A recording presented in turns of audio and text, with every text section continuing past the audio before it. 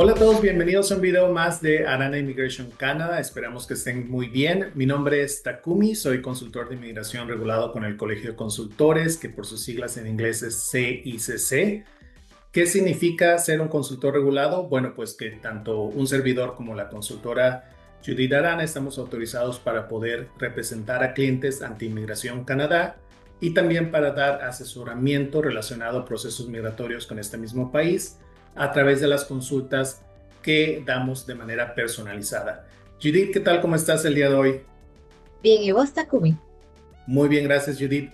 Para aquellos que no te conocen, si quieres presentarte también y platicarles un poquito de ti. Claro. Mi nombre es Judith Arana, para los que no me conocen. Originalmente soy de Costa Rica, ya llevo muchos años en Canadá. También soy consultora regulada que pertenezco al Colegio de Consultores que mencionó Takumi. Estudié en la Universidad de British Columbia y ya llevo varios años en la industria.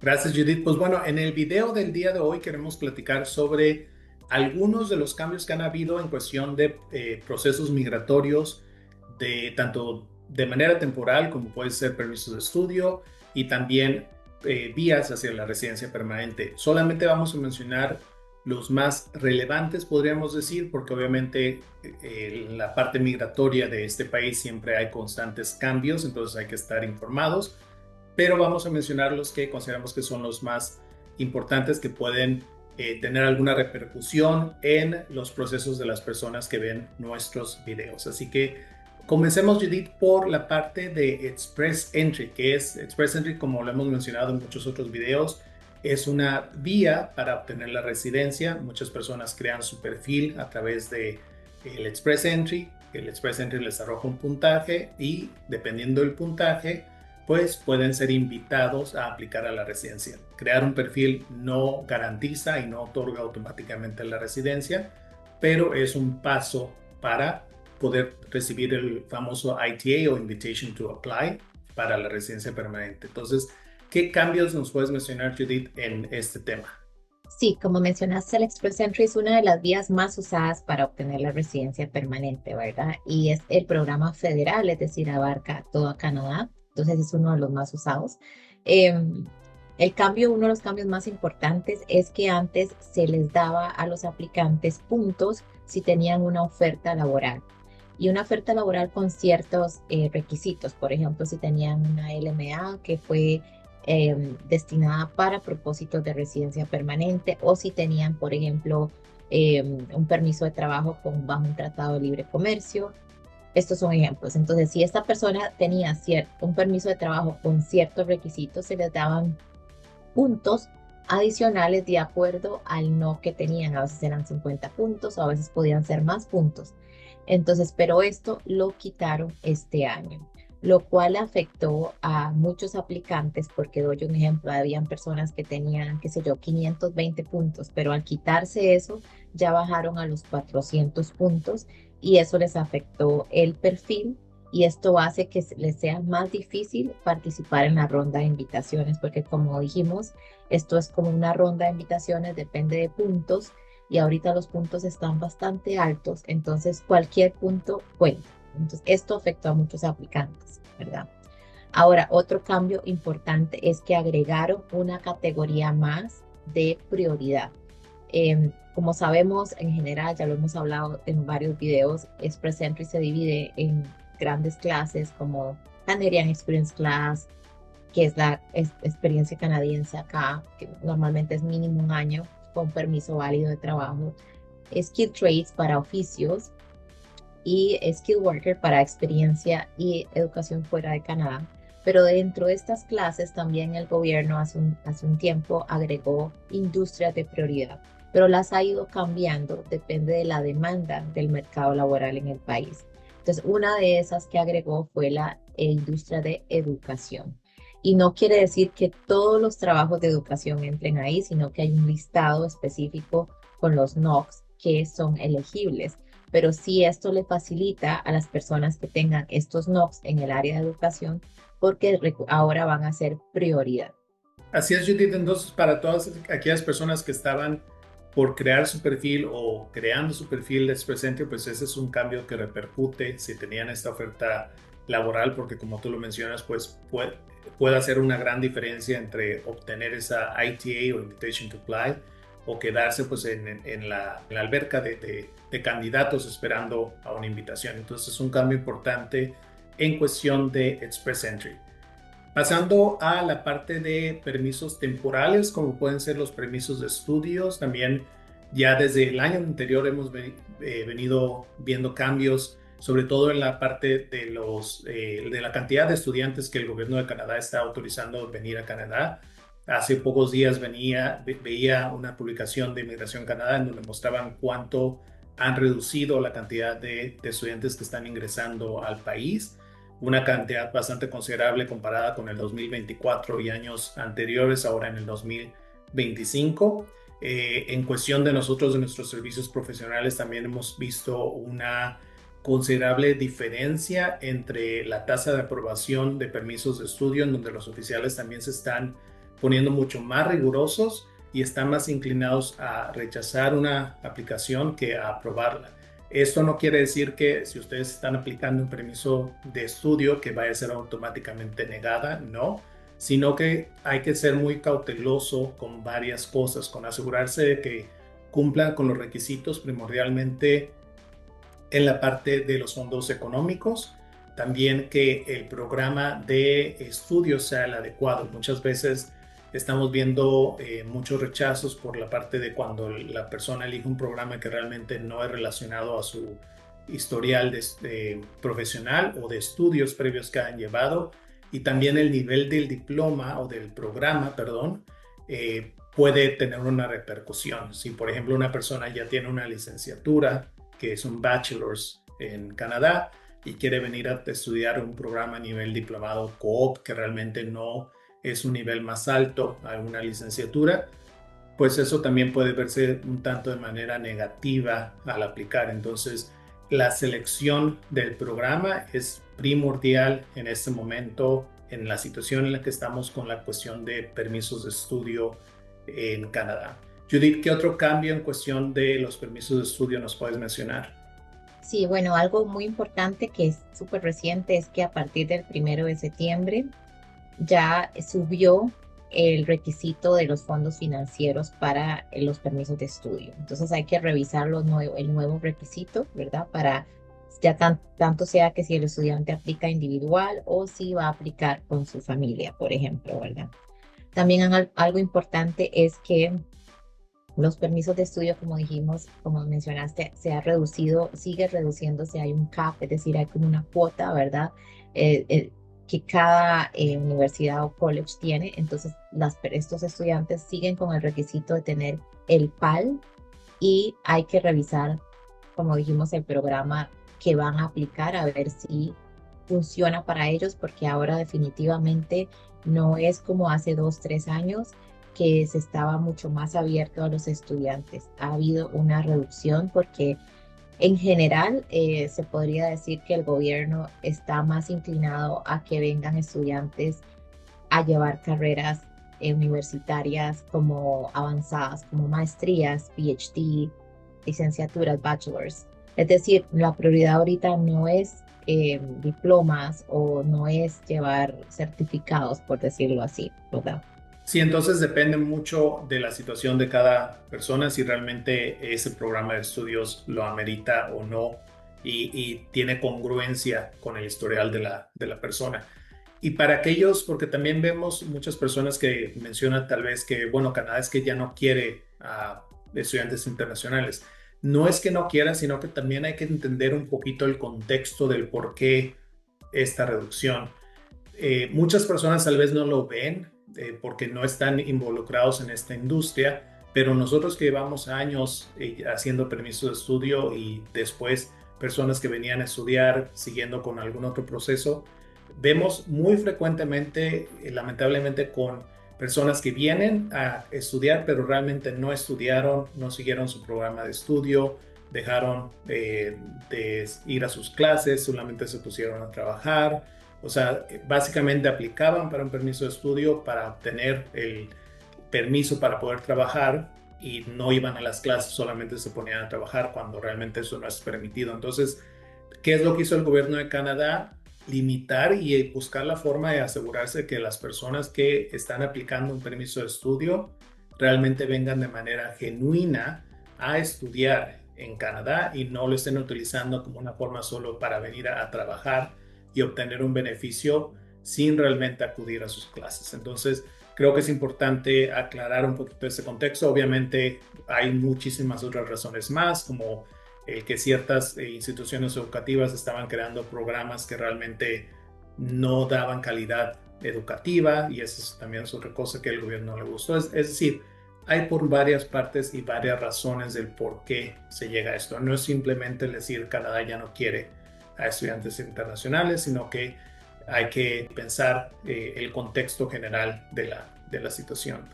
Y pasando ahora de los estudiantes a las personas que son elegibles al PGWP, que el PGWP recordemos que es el Post-Graduation Work Permit, que es el permiso de trabajo abierto al cual pueden ser elegibles aquellas personas que estudian un programa elegible al PGWP en una institución educativa que también es elegible al PGWP. Entonces, hay cambios en este tipo de permiso también. ¿Cuáles son algunos de ellos, Judith, que nos puedes mencionar? Sí, para este tipo de permisos ahora implementaron que el aplicante debe hacer un examen de inglés, ¿verdad? Obviamente este examen de inglés debe ser de los que acepta Migración Canadá, que por ejemplo es CELPIC, IELTS, PTE, ¿verdad? Y la nota que deben sacar va a depender del programa que llevaron, es decir, es diferente si estudiaron una maestría, un bachelor, a que si estudiaron en un college, entonces hay que revisar eso. Esto es un nuevo requisito viniendo de lo mismo que estabas mencionando, que el gobierno está tratando de que todo sea más, por decirlo así, regulado y genuino, que si alguien estudió, por ejemplo, una maestría o una licenciatura, esta persona, si ya se graduó, pues si usamos la lógica, debería tener un inglés razonable para poder aplicar a este permiso de trabajo, que la idea del Postgraduate Work Permit es que la persona obtenga este permiso para poder implementar los conocimientos que adquirió en esa carrera y poder buscar un trabajo, ojalá en el área que estudió. Pero como todos sabemos, o sea, para trabajar para una empresa, para cualquier trabajo se va a requerir el inglés. Bueno, en la mayoría de Canadá, en ciertas provincias será el francés. Pero, ¿qué quiere decir? Que el gobierno lo que quiere es asegurarse que este estudiante tiene los requisitos para obtener ese permiso de trabajo y poder incorporarse al mercado laboral, ¿verdad? Esa es como la razón detrás de todo esto. Y hablando solo un poquito para que mencionaste, yo sé que estamos ahorita con lo del permiso de trabajo, pero relacionado a los estudiantes, es que ahora también las escuelas y todo están más obligados a reportar al gobierno de Canadá. Por ejemplo, si alguien ya no va a clases, como mencionaste que muchas personas venían y no asistían, y las personas a veces tienen el concepto erróneo de que porque mi permiso es 2 años es válido, aunque yo no vaya a estudiar. Y eso no es así. Si una persona no cumple con ir a clases sin permiso de la universidad o el college, esta persona ya ese permiso no es válido, ¿verdad? Entonces es como ahora como que el gobierno está más cuidadoso, por decirlo así, con todo este tipo de regulaciones.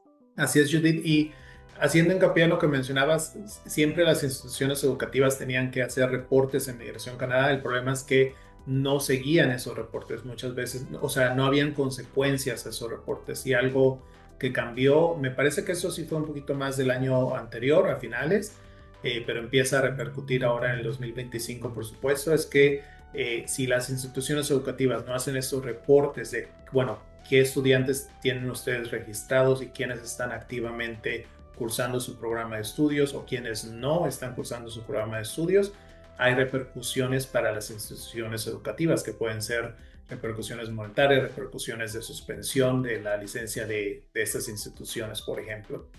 Y haciendo hincapié a la parte de inglés que también mencionabas, Judith, también nuevamente explicar el contexto del por qué. Tú mencionabas la parte de integrarse al mercado laboral, pero también otra razón que yo vi es porque los requisitos de las instituciones educativas realmente no eran muy exigentes en el nivel de inglés, por así decirlo. Entonces las personas ingresaban al programa de estudios con un nivel bastante bajo porque, por ejemplo, hacían solamente un curso de inglés de algunas semanas para cumplir con ese requisito, pero realmente no estaban mejorando ese nivel de inglés ni antes de entrar ni terminando ese programa de estudios. Entonces lo hemos visto lamentablemente con algunos de nuestros clientes en donde sufren presentar estos exámenes y no alcanzan el nivel mínimo para poder aplicar al PGWP porque realmente pues cursaron ese programa pero no se enfocaron en aumentar realmente su nivel de inglés. Entonces eso pues obviamente tiene repercusiones.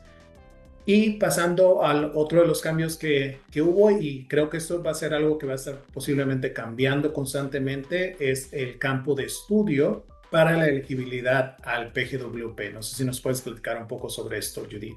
Sí, el gobierno incorporó, basado de nuevo en la demanda o en la situación del mercado laboral del país, incorporó ciertos áreas importantes de estudio. Es decir, antes, si una persona estudiaba en un college, universidad pública, licenciaturas, maestrías, ciertos diplomados, todos eran casi que elegibles, no importa cuál carrera. Ahora no, ahora hay que revisar si es un college o si no es una maestría, por ejemplo, si no es un bachelor, hay que revisar cuáles son los campos de estudios elegibles para el Postgraduate Work Permit. Entonces, ¿qué quiere decir?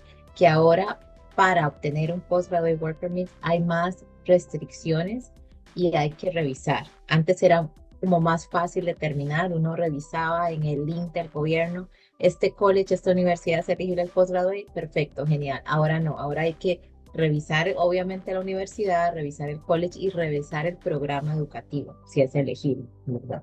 Y esto posiblemente va a estar cambiando dependiendo de la demanda laboral que exista en esos campos. Por ejemplo, si de repente el gobierno decide o se percata que se requiere de trabajo en una industria específica, entonces tal vez esos campos de estudio se van a volver elegibles al PGWP y aquellos que antes eran elegibles, si la demanda está muy baja, entonces posiblemente se eliminen de ese campo de estudio. Entonces, si ustedes están en ese momento cursando un programa de estudios que es elegible al PGWP, es importante que estén al pendiente de ese tipo de cambios. Muchas veces la elegibilidad al PGWP va a depender de cuándo aplicaron a su permiso de estudio, entonces también tienen que tener en cuenta eso.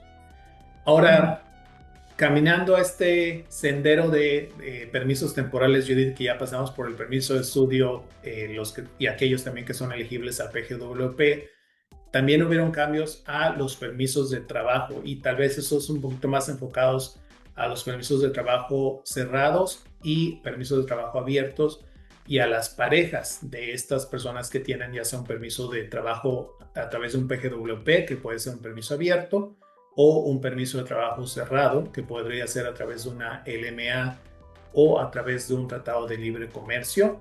Y hubieron un poquito de cambios de que ahora la pareja de la persona que tiene un permiso de trabajo, ya sea abierto o cerrado, no es automáticamente elegible a poder aplicar un permiso de trabajo.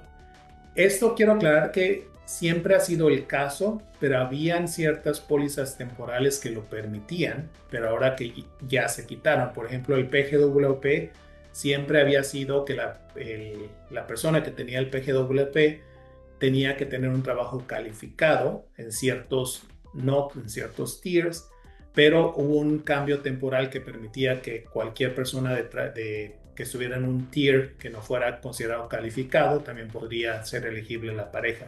Eso se quitó, entonces ahora sí que se revirtió a como era originalmente. Entonces ha cambiado un poquito esto. No sé si nos puedes platicar un poco más sobre esos cambios, Judy. Sí, es correcto. Yo creo que hay mucha confusión porque sabemos que Migración Canadá hace cambios constantemente. Si durante la pandemia ustedes saben que se implementaron muchas pólizas temporales que demoraron en terminarse, entonces creó tal vez un poco de confusión. Pero con respecto a lo que decías de las parejas de los aplicantes al Postgraduate Work Permit, siempre la regla general ha sido que el estudiante que va a aplicar al Postgraduate tenga o consiga un trabajo calificado, que esto antes era cualquier trabajo en las tiers de 0 a 3. eso era lo que era más flexible, que podía hacer cualquier NOC siempre y cuando era de 0 al 3, pero era calificado, ¿verdad? Eso era. Ahora, ¿qué pasó? Que lo están haciendo aún más restringido porque ahora la pareja, para que a la pareja le den el permiso de trabajo junto con el aplicante que aplica el Postgraduate Work Permit, el estudiante que va a aplicar el Postgraduate Work Permit debe tener un trabajo 0 o 1, que esto siempre ha sido, ¿verdad? Esto no cambia. Pero lo que cambia es que ahora no todos los 2 y 3 son elegibles. Y antes todos los 2 y 3 sí. Pero ahora hay una lista específica de los NOCs en categoría 2 y NOCs en categoría 3 que son elegibles. Y estas listas, de nuevo, son basadas en lo que el gobierno considera que más necesita el mercado laboral o que está requiriendo Canadá. Entonces, la diferencia mayor es que ya no se puede todos los 2 y 3. Antes sí. Entonces ahí es donde muchas personas están teniendo dificultad porque no es fácil encontrar a veces un trabajo 0 o 1, que son trabajos de gerencia o profesionales saliendo de la universidad. Entonces, por ejemplo, yo siempre le digo a los clientes en las consultas que no dejen para el último mes, 2 meses antes de graduarse buscar ese trabajo, sino que la idea es que ellos empiecen mientras estudian a trabajar en un lugar donde empiecen de abajo, puedan crecer, que la empresa los conozca, para que cuando llegue el momento de graduarse ya puedan pedir un puesto alto, ¿verdad? En el caso, obviamente, si tienen una pareja. Si no tienen una pareja, pues esta presión, por decirlo así, no es tan latente porque el Postgraduate Work Permit se lo van a dar si la persona cumple con ser estudiante tiempo completo, si terminó bien la carrera, si no se tomó breaks autorizados y después decide qué trabajo llevar. Pero esta presión es para las parejas, ¿verdad? Sí, y yo creo que aquí lo importante es que también nuevamente explicando el contexto, sino que tiene que tener un poquito de sentido la carrera profesional de la persona. Es decir, vamos a suponer una persona que viene a estudiar una maestría. Esa persona que viene a estudiar una maestría quiere decir que ya tiene una licenciatura posiblemente en su país de origen o concluida en Canadá, dependiendo de la situación, pero para estudiar una maestría generalmente se tiene que tener esos estudios previos. Bueno, esta persona se espera que trabaje en profesiones que son calificadas. No tiene mucho sentido que esa persona esté trabajando, por ejemplo, lavando platos, ¿verdad? Entonces, no es porque tenga algo de malo, todos los trabajos son buenos, pero no tiene mucha congruencia en el historial profesional de la persona. Entonces, lo que el gobierno espera es que si una persona que tiene cierto nivel de educación, pues esté cubriendo ciertos puestos que requieren este nivel de educación generalmente. Entonces, eso es lo que hay que tener en cuenta también. Vemos muchas situaciones donde las parejas vienen y la persona que está estudiando, por ejemplo, eso es solo un ejemplo, se embaraza, tiene a su bebé y pues no puede trabajar durante ese tiempo, entonces se les complica porque entonces como la pareja fue la estudiante y ahora está en maternidad o no puede buscar trabajo, no puede encontrar trabajo, entonces esta persona sí puede aplicar a su PGWP, pero su esposo o su pareja no va a poder si ella no tiene un empleo. Entonces, vemos muy frecuentemente ese tipo de situaciones donde no logran conseguir empleos, ya sea por su situación personal o porque lo dejaron hasta el último. Y yo entiendo a veces que también es complicado porque uno cuando está estudiando tiempo completo, pues no tiene mucho tiempo de trabajar también. Y muchos de estos puestos, y es importante mencionarlo, que muchos de esos puestos son puestos de tiempo completo, ¿no? Los puestos gerenciales muy pocas veces hay oportunidades de puestos de medio tiempo. Pero lo importante es lo que mencionabas, Judith, que hay que empezar a anticipar. Si venimos y tenemos 1 año o 2 años o a veces hasta 3, 4 años de estudio, pues hay bastante tiempo de empezar a planear y empezar a buscar en dónde uno puede encontrar ese tipo de trabajos. Si uno se mete de skill labor, pues buscar a ver si hay la forma de obtener un puesto más calificado, ¿no? En algún tier 2 o 3 que entre dentro de estas categorías para la elegibilidad. Entonces, mucho tiene que ver, creo, sí hay cambios, y van a seguir pasando porque los cambios van a ser constantes en el tema migratorio, pero lo importante es cómo adaptarse y cómo planear estos cambios también para estar preparados a lo que va a venir en un futuro cercano. Otro cambio, Judith, que está sonando todavía no es obligatorio o no ha salido en efecto, pero hemos estado leyendo un poco de esto y se ha estado especulando en las noticias migratorias, es que el requisito de un examen profesional de inglés para aplicar un permiso de trabajo posiblemente vaya a ser obligatorio. En ese momento no es obligatorio, se envía generalmente porque es parte de lo que el oficial quiere ver que la persona pues tenga los conocimientos del inglés para poder llevar a cabo la profesión o el puesto al cual está aplicando, pero al parecer eso se va a convertir en algo obligatorio. ¿Tienes alguna información al respecto? Bueno, como sabemos, como mencionaste, actualmente no es obligatorio, pero por ejemplo, yo lo he visto, bueno, lo hemos comentado ahora que a través de los años cada vez se volvió más obligatorio. Yo me acuerdo que hace varios años cuando yo enviaba aplicaciones de permiso de trabajo, la verdad no subía el examen de inglés porque no es específicamente enlistado, ¿verdad? Pero después un oficial una vez me dijo, no, hay que probar el inglés. No rechazó la aplicación, sino que el oficial como que dio una carta como que me prueba a mí que esa persona habla inglés. Me acuerdo que hice correr a la persona para que hiciera un examen de inglés, lo mandamos y afortunadamente la persona lo aprobaron, pero a partir de ahí entonces yo dije, no, a partir de ahora mandamos examen de inglés para todos los aplicantes de permiso de trabajo, aunque no sea obligatorio.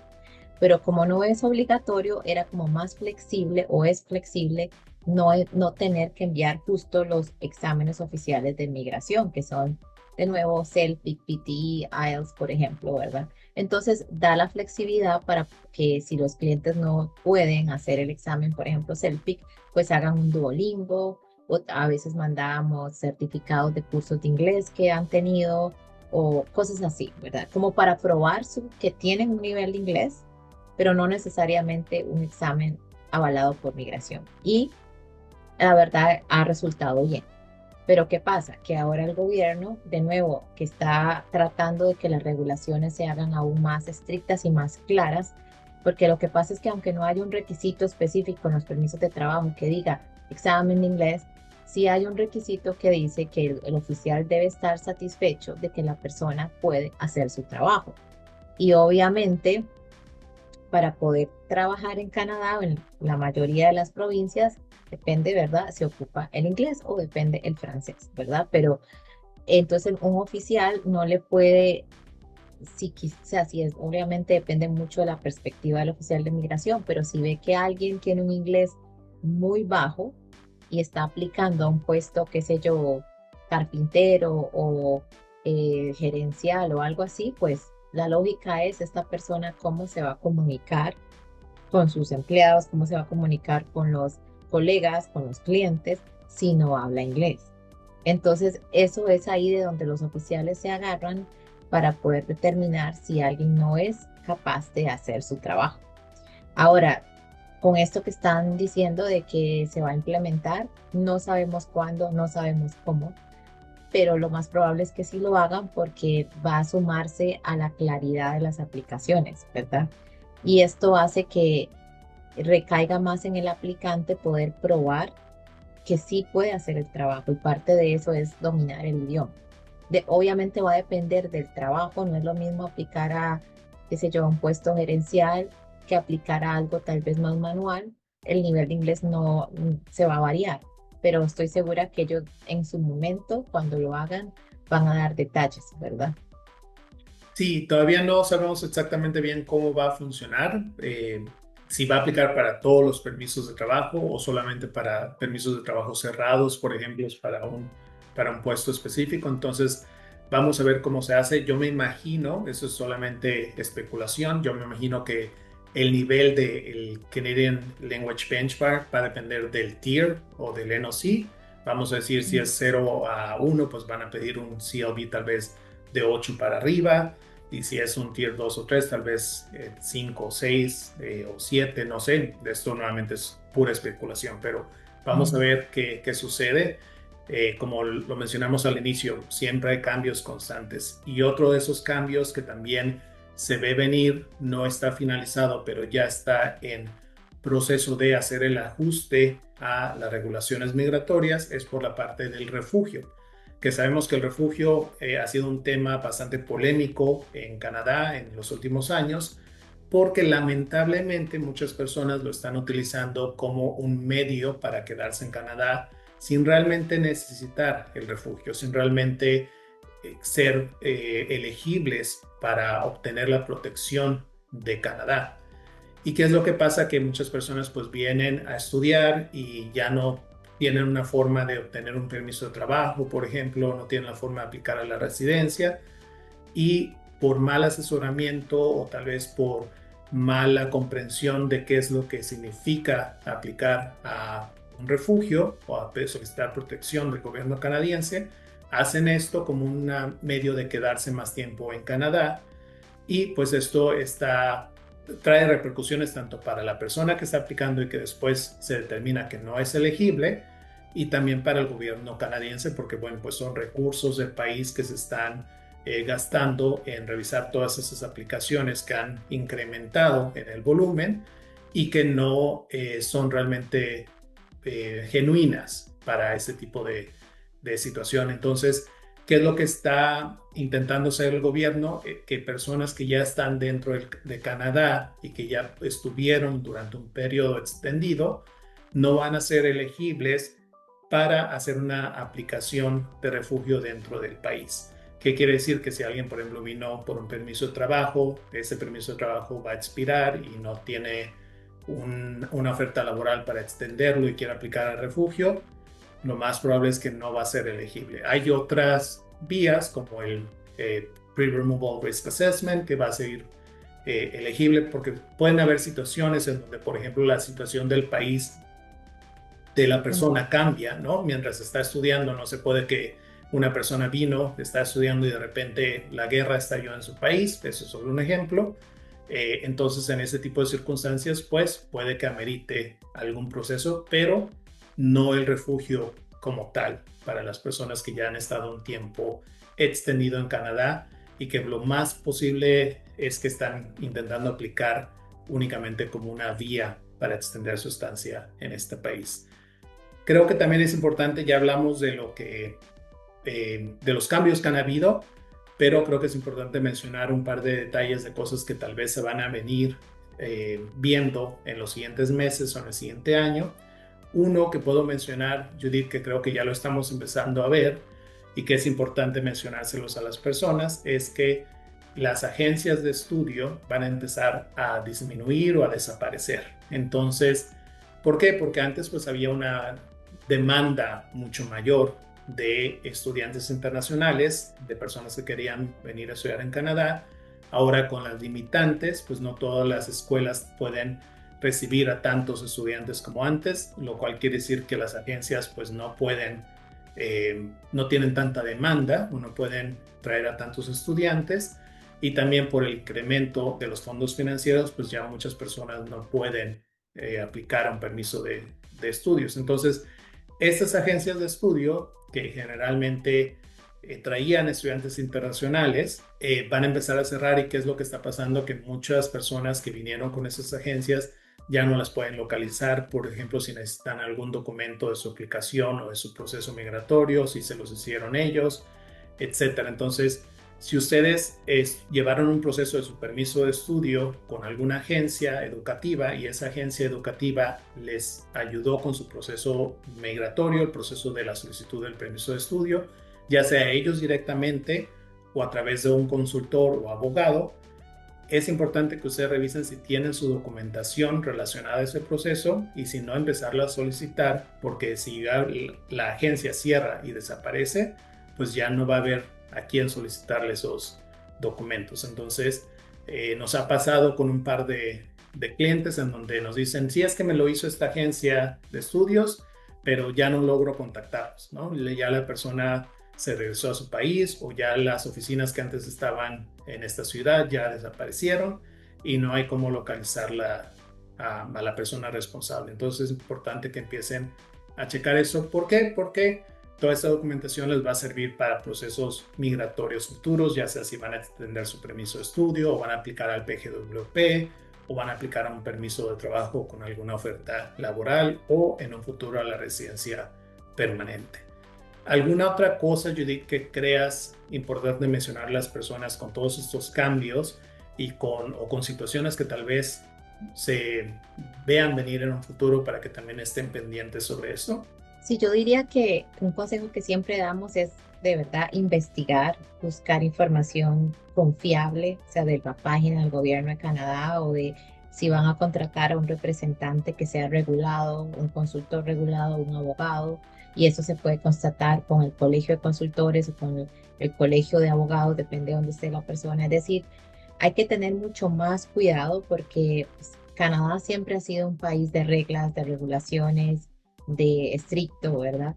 Pero yo diría que en los últimos años, especialmente en el último par de años, están siendo aún más rigurosos y muy probable va a seguir así y esto es por todo lo que la pandemia fue como un momento en que se expandió tanto que ahora ellos están tratando de controlar eh, la población se incrementó de una manera más rápida de lo normal, por decirlo así.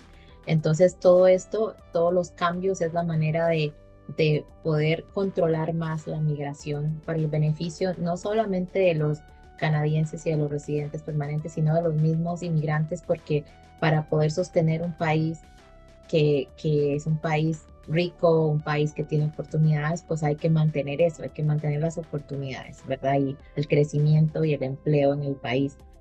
Y eso se logra como teniendo un poco de restricción.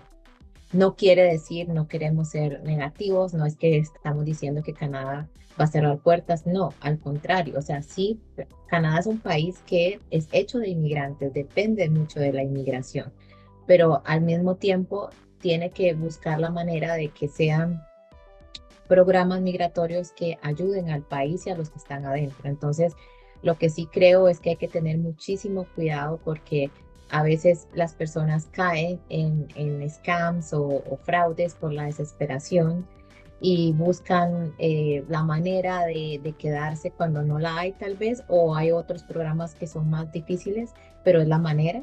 Entonces, nada más mi consejo es investigar bien qué programas hay, a qué califico, si puedo, si voy a contratar a alguien, asegurarme que no sea alguien que le va a cobrar $100, pero que después se desaparece y va a hacer mal la aplicación. Esto tiene muchas repercusiones.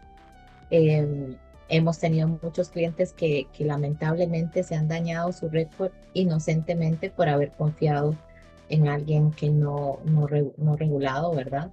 Entonces hay que tener mucho cuidado porque en los próximos años, entre más pase el tiempo, creo que los programas se van a volver más cuadrados, por decirlo así. Entonces mi consejo es mejorar su idioma, ya sea inglés, francés, los dos, mejorar su nivel de educación o su oficio. Canadá es un país que valora mucho los trades, los oficios, construcción, agricultura, ese tipo de cosas. Entonces, buscar la manera de mejorar su perfil profesional en idioma, en educación, pero también en tener cuidado de a dónde y con quién aplica, si es que aplica con alguien. Las personas siempre están bienvenidas a hacer sus procesos solos. El gobierno de Canadá siempre lo dice, no es obligación contratar a nadie, pero si ustedes ven que van a requerir ayuda, pues busquen la ayuda profesional. Así es, Judith. Creo que todo eso que dijiste es bastante importante para que las personas lo tomen en cuenta. Y pues bueno, creo que cubrimos mucha información sobre los cambios y tal vez un poquito de lo que vemos venir en el horizonte. No sabemos cuándo y nuevamente le repito, esto es vagamente especulación de ciertas cosas que podrían pasar, pero que son importantes que las tomen en cuenta. Si ustedes en este momento están contemplando venir a Canadá, tal vez ya sea a estudiar o alguien les está hablando de una posible oferta laboral, es importante que estén bien informados. Parte de lo que ofrecemos nosotros son las consultas migratorias personalizadas que realmente se los ofrecemos, se los recomendamos porque pueden resolver sus dudas específicas a su situación. Muchas veces nos pueden enviar un correo electrónico pero sin conocer cuál es su situación, de por ejemplo sus estudios previos, su experiencia profesional previa, su país de origen incluso, no es fácil darles una respuesta a su pregunta. Entonces, para eso están las consultas personalizadas, para que podamos platicar, conocer su historial, conocer su situación, qué es lo que desean venir a hacer a Canadá, ya sea visitar, estudiar o trabajar, o tal vez un patrocinio de pareja, etcétera, y poderlos guiar durante ese proceso. El link para reservar las consultas, ya sea con un servidor o con la consultora Judith, están en la descripción del video. Y también otra cosa muy importante es que darle like y suscribirse a este canal es completamente gratis. Entonces, si ustedes tienen la oportunidad y les gusta este video, les gusta la información que compartimos, les agradecemos que le den clic en like, que se suscriban al canal, le den clic en la campanita para que les notifique cuando subamos un nuevo contenido, porque todo esto no les cuesta absolutamente nada. Lo único que les toma es dar ese clic para suscribirse, para darle like, y a nosotros nos ayuda mucho porque nos ayuda a que nuestro contenido llegue a más personas que están interesadas en aprender sobre procesos migratorios con información general de alguien que está autorizado para darle. Hay mucho contenido y lamentablemente mucho de ese contenido viene de personas que tal vez sin mala intención quieren compartir sus experiencias y su información, pero muchas veces, porque yo también a veces veo para ver qué están diciendo, qué información están compartiendo, y lamentablemente mucha desinformación es errónea o puede confundir a las personas y puede llevarlas a una mala decisión de sus procesos migratorios. Entonces, ayúdenos a crecer nuestro canal y a llegar a más personas. Gracias, Judith, por tu tiempo. Gracias a todas las personas que ven nuestro video y nos vemos en un video más próximamente en Anana Immigration Canada. Gracias, Judith. Gracias a todos, pura vida.